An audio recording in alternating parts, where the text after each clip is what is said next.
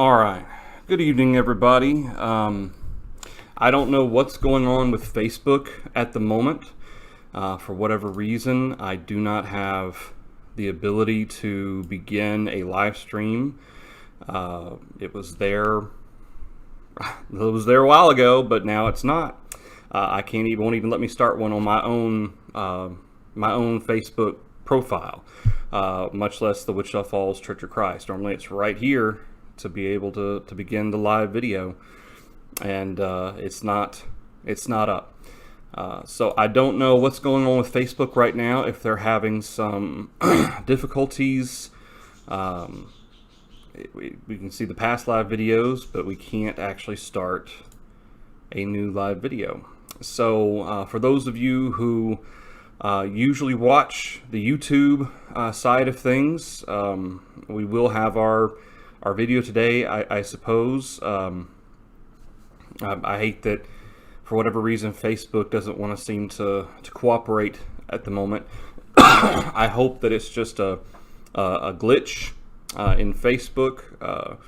I don't really know what else it could be. I haven't been notified of any type of message saying we're not allowed to live stream or anything like that, so I would assume that means it's just a glitch or something going on. So that being the case, I might be able to simply take this video from YouTube and then upload it to Facebook later. And even though it won't be live, at least it'll be there for people to be able to watch on Facebook if they don't know how or don't like to use YouTube. So today we're going to follow up a little bit from yesterday's discussion.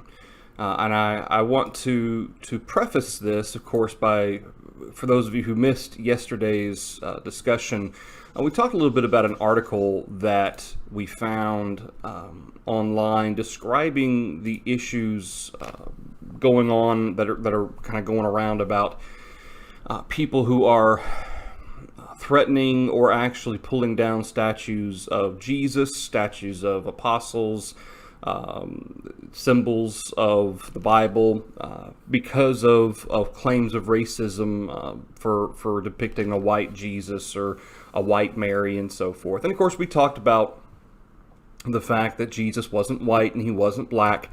He was olive skinned. It seems like every ethnicity kind of has, depicts Jesus in their own way. And of course we talked about the fact that any graven image, whether it's of Jesus or of Buddha, it doesn't matter. Those things were condemned in the Bible. Both idols and graven images were condemned. Even if those graven images were meant to represent Jehovah in the Old Testament, or even today if we're making graven images of Jesus, or excuse me, or of the cross, what happens is that the common logic is that, well, these things just remind us of who we are. But first of all, God never says we need those things. In fact, we don't need those things. The very fact that the faith of Jesus Christ is to be written in our hearts, and it is to be expressed from our hearts. We shouldn't need those types of symbols to remind us of who we are. But second of all, what ultimately ends up happening, even with the best of intentions, these symbols end up becoming objects through which worship is done.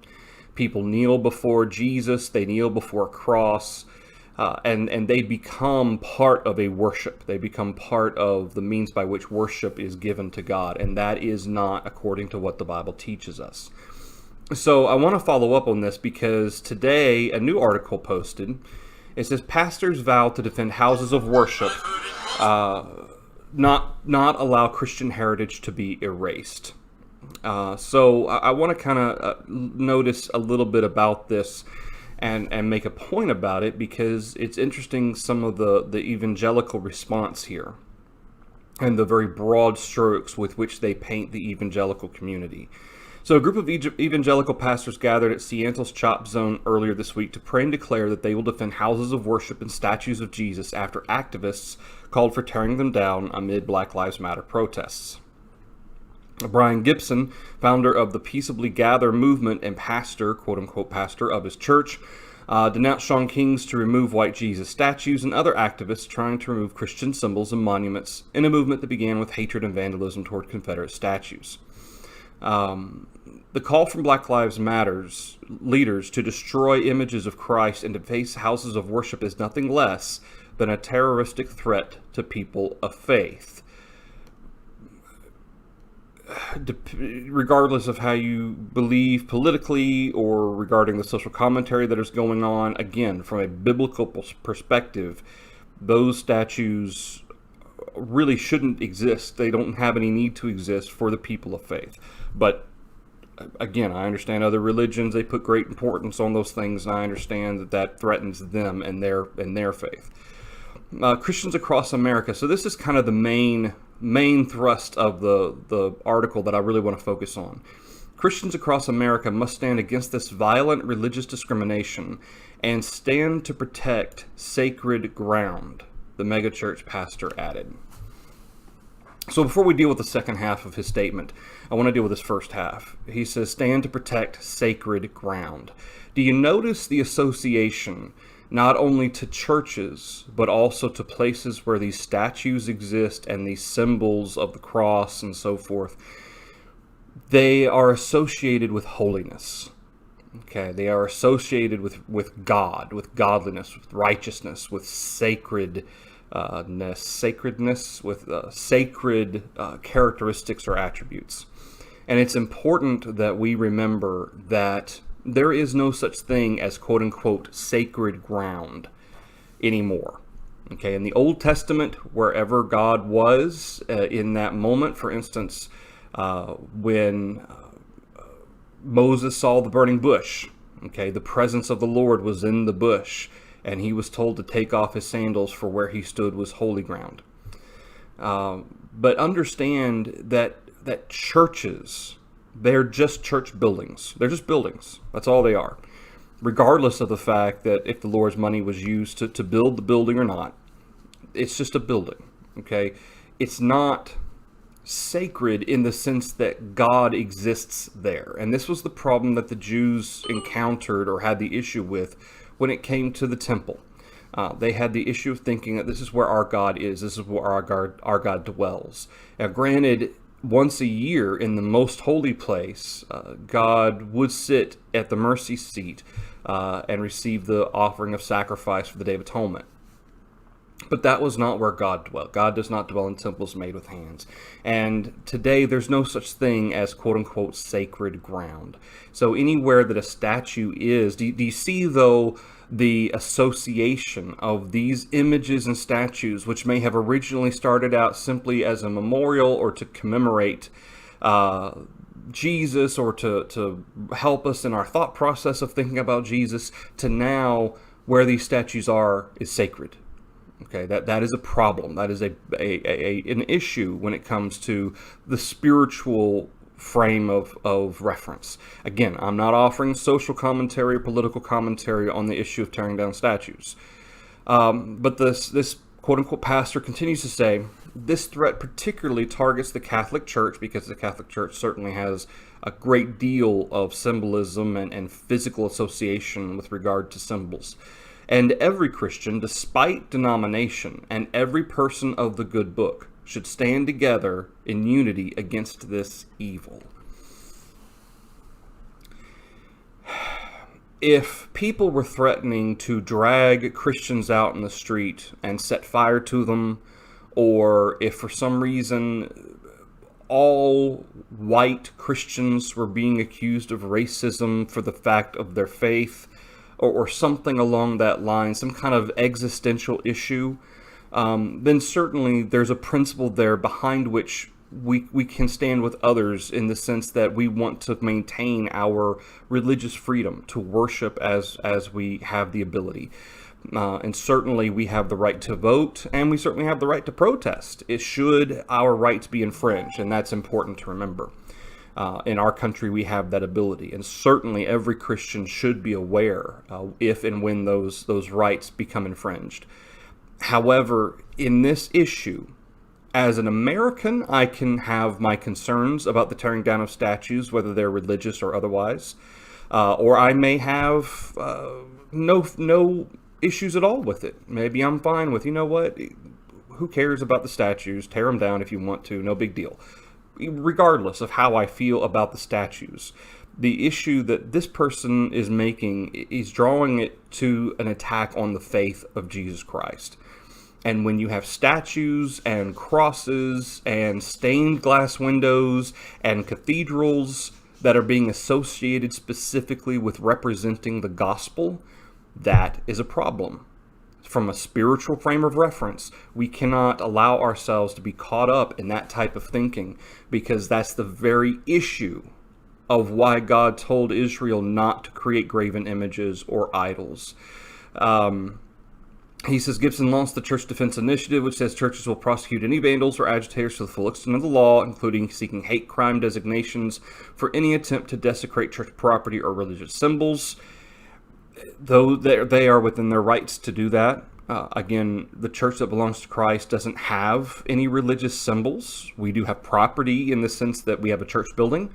And certainly, should someone try to vandalize our church building, okay, that the money of the Lord has gone into purchasing, perhaps, or building and maintaining.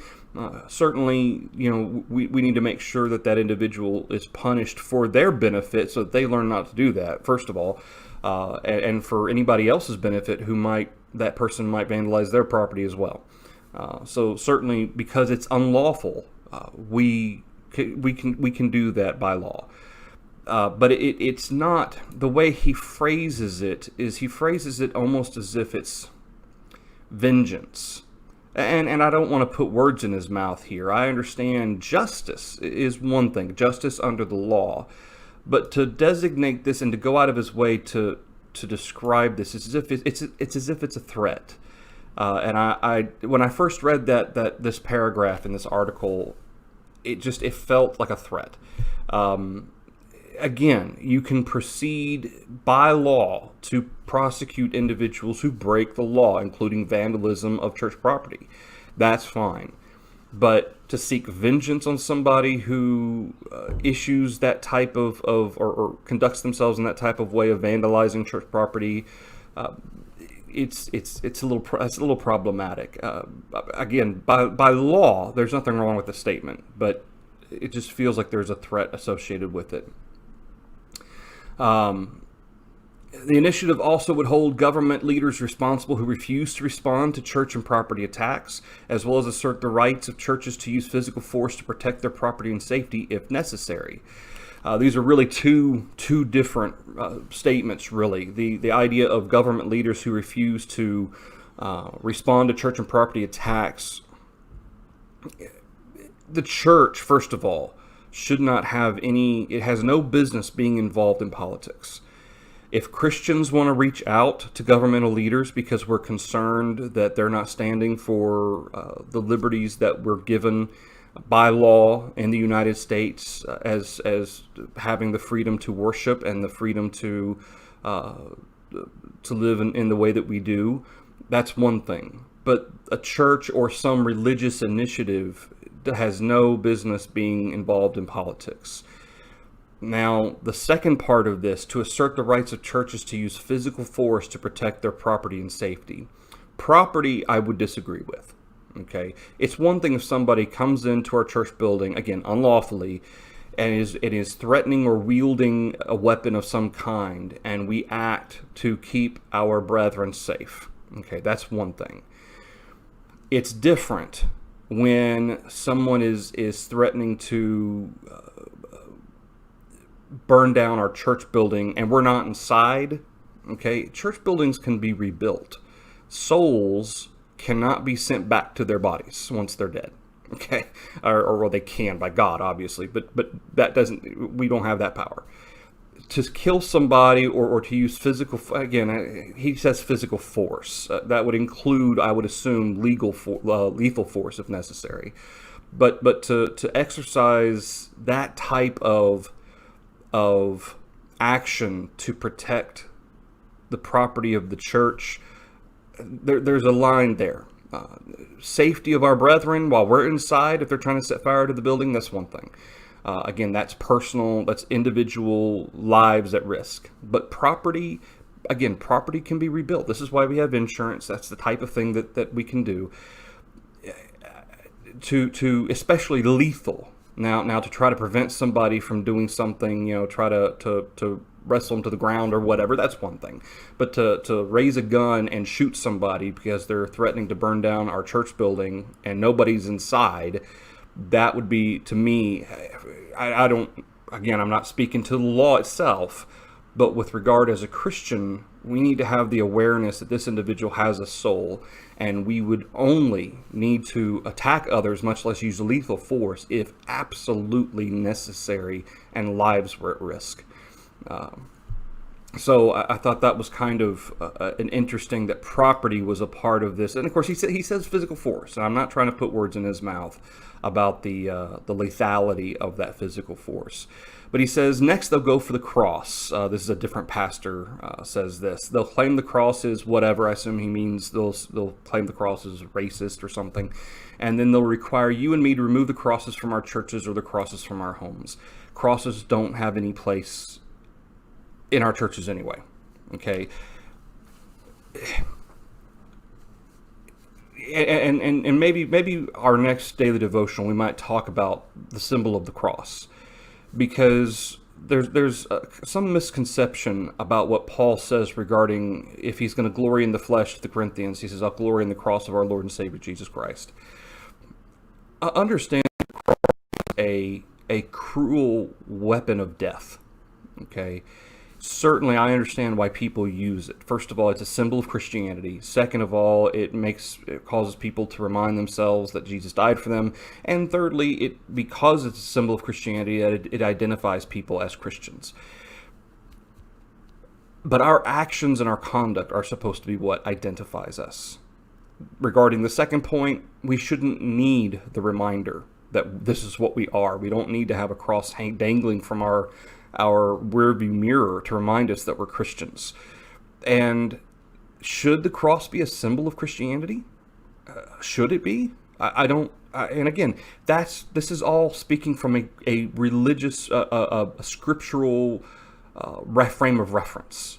And so maybe we'll talk more about crosses in another daily devotional. But I wanted to share this with you because this is kind of like a follow-up to yesterday's video and kind of a response from evangelicals regarding these threats to statues and crosses and so forth. And we need to remember what the scripture says first. Okay, we can be Americans, we can be concerned or not because of the social situations taking place, but when it comes to being Christians, we have to be very careful what we say and what we represent and what we stand up for in these issues. All right, that's it for the daily devotional today, everybody. I am very sorry to our Facebook people that for some reason Facebook's not working right now. I will look further into it. Lord willing, by Sunday, it'll be straightened up. So keep in mind, tomorrow is Saturday, so we won't have a daily devotional tomorrow. We are going to have our 10 a.m. worship for the Wichita Falls congregation, and YouTube seems to be working fine. So we'll have our YouTube live stream of our worship for our members. And then at 1 p.m., the plan is to go ahead and have our live stream both on Facebook and YouTube for our Sunday live stream with our Bible study and sermon and hymns. All right, everybody. Thank you so much. I appreciate it, and thank you for your patience. I apologize. We got started late. I was trying everything I could to get that to work for about 15 minutes there, and I just couldn't make it work. I thought maybe I'm missing it. Am I clicking on something wrong here? And it's just not working. So what I'll do is I'll edit this video and then I'll upload it to Facebook. I have the option to upload video, I just can't live stream. So at least the video will be up for all those who missed it and don't have or know how to use YouTube. All right, everybody, y'all have a good night.